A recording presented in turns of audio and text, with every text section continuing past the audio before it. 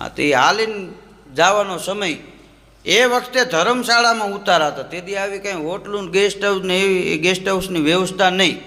એટલે ધર્મશાળામાં એ ભાઈ બહારગામ જતો હતો, એ અંદર ગયો ને ત્યાં એનો વર્ષો જૂનો એક મિત્ર મળી ગયો. એ જાજા ટાઈમે બે મળ્યા, હેતપ્રીતથી ભેટી પડ્યા, એકબીજા બેઠા અને કીધું કે તમે આ બહારગામ શું માટે નીકળ્યા છો? એ કે મારી દીકરી ઉંમર લાયક થઈ છે, એક જગ્યાએથી સમાચાર આવ્યા છે, જોવા માટે જાઉં છું. તમે એ કે હું મારા દીકરાનું એક જગ્યાએ જોવા જાઉં. ભલા માણા એ કે આપણે જૂનાને જાણીતા એક કહેવાય છે ને, ચા ઊનો ને હગો જૂનો. હા, ચા ગરમ હગો નરમ, નરમ હગો હારો, ચા ગરમ હારો.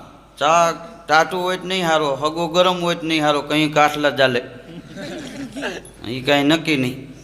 તો એ કે હવે આપણે ભલા માણા ક્યાં બીજી વાત રહી કે હવે તમે આપણે તારીખ જ નક્કી કરી નાખો, તમે જ અમારા આંગણે કે જાન જોડીને આવો.